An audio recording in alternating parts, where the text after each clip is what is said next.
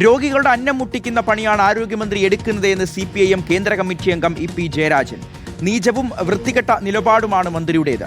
എല്ലാ നേരവും വയറ് നിറച്ചുണ്ണുന്ന മന്ത്രിക്കും ഉപദേശകർക്കും അന്നത്തിന്റെ വില മനസ്സിലാവണമെന്നില്ല.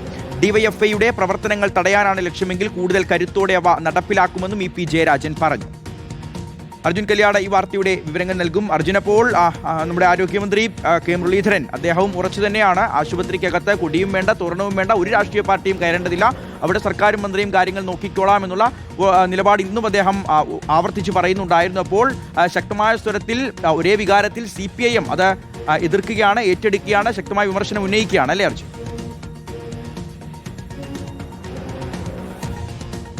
ഷിഹാസ, തീർച്ചയായിട്ടും DYFIയുടെ മുൻ ദേശീയ ഭാരവാഹി കൂടിയാണ് EP ജയരാജൻ. EP ജയരാജനാണ് ഇപ്പോൾ DYFIയുടെ പൊതിച്ചോറ് വിതരണവുമായി ബന്ധപ്പെട്ടുകൊണ്ട് ആരോഗ്യ വകുപ്പ് മന്ത്രിയായിട്ടുള്ള K മുരളീധരൻ നടത്തിയ ഈ പ്രതികരണത്തിനെതിരെ ഇപ്പോൾ രംഗത്ത് വന്നിരിക്കുന്നത്.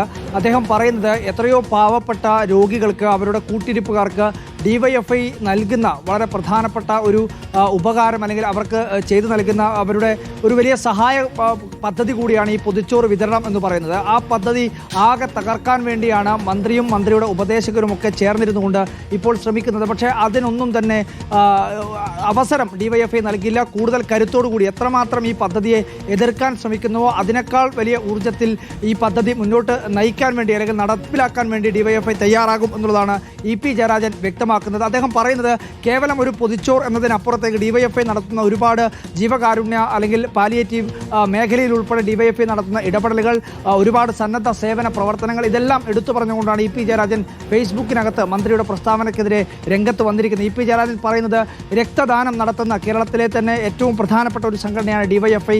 അതുപോലെ തന്നെ സന്നദ്ധ സേവന രംഗങ്ങൾ, പ്രളയമുണ്ടായ ഘട്ടത്തിൽ, കോവിഡ് ഉണ്ടായ ഘട്ടത്തിൽ നമുക്കെല്ലാവർക്കും അറിയാവുന്നതാണ്. കോവിഡ് ഉണ്ടായ സമയത്ത് ഈ മൃതദേഹം ഉൾപ്പെടെ സംസ്കരിക്കാൻ വേണ്ടി DYFI പ്രവർത്തകർ മുന്നിട്ടിറങ്ങിയത് വലിയ രീതിയിൽ പ്രശംസ നേടിയിട്ടുള്ള ഒരു കാര്യമാണ്. അപ്പോൾ ആ കാര്യങ്ങളെല്ലാം DYFI നടത്തുന്ന സന്നദ്ധ പ്രവർത്തനങ്ങളെല്ലാം സൂചിപ്പിച്ചുകൊണ്ടാണ് EP ജയരാജൻ ഈ മന്ത്രിയുടെ പ്രസ്താവനയ്ക്കെതിരെ രംഗത്ത് വരുന്നത്. എന്തായാലും EP ജയരാജൻ വ്യക്തമാക്കുന്നത് ഈ മന്ത്രിയുടെ പ്രസ്താവനയ്ക്കെതിരെ പൊതുജനങ്ങളെ ഉൾപ്പെടെ അണിനിരത്തിക്കൊണ്ട് അല്ലെങ്കിൽ എല്ലാ ജനവിഭാഗങ്ങളുടെയും പിന്തുണ, അതിൽ രാഷ്ട്രീയ വ്യത്യാസമില്ലാതെ എല്ലാവരുടെയും പിന്തുണ തേടിക്കൊണ്ടുള്ള ഒരു മുന്നോട്ട് പോക്ക് ഈ പദ്ധതിയുടെ നടപ്പിലാക്കൽ തുടർന്നും ഉണ്ടാകും എന്നുള്ളതാണ് അദ്ദേഹം വ്യക്തമാക്കുന്നത്. DYFIയുടെ നേതാക്കളാണ് നേരത്തെ മന്ത്രിയുടെ പ്രസ്താവനയ്ക്കെതിരെ അതിരൂക്ഷമായ രീതിയിൽ രംഗത്തെത്തിയതെങ്കിൽ ഇപ്പോൾ CPMന്റെ നേതാക്കൾ തന്നെ, CPMന്റെ വളരെ പ്രധാനപ്പെട്ട നേതാക്കൾക്ക് തന്നെ മന്ത്രിക്കെതിരെ രംഗത്തെത്തുന്ന കാഴ്ചയാണ് നമ്മൾ കാണുന്നത്. ആ തരത്തിൽ DYFIയിൽ നിന്നും അത് CPMൽ ഏറ്റെടുത്തുകൊണ്ട് അല്ലെങ്കിൽ ഇത്തരം വിഷയങ്ങളിൽ CPM നേതാക്കൾ കൂടി പ്രതികരണങ്ങൾ നടത്തി അല്ലെങ്കിൽ ഈ വിഷയം ഏറ്റെടുത്തുകൊണ്ട് ഇതിനെ വലിയ സർക്കാരിനെതിരായും മന്ത്രിക്കെതിരായും ഒരു പ്രതിരോധമായി തന്നെ മാറ്റുന്നതിന് വേണ്ടിയാണ് ഇപ്പോൾ CPMന്റെ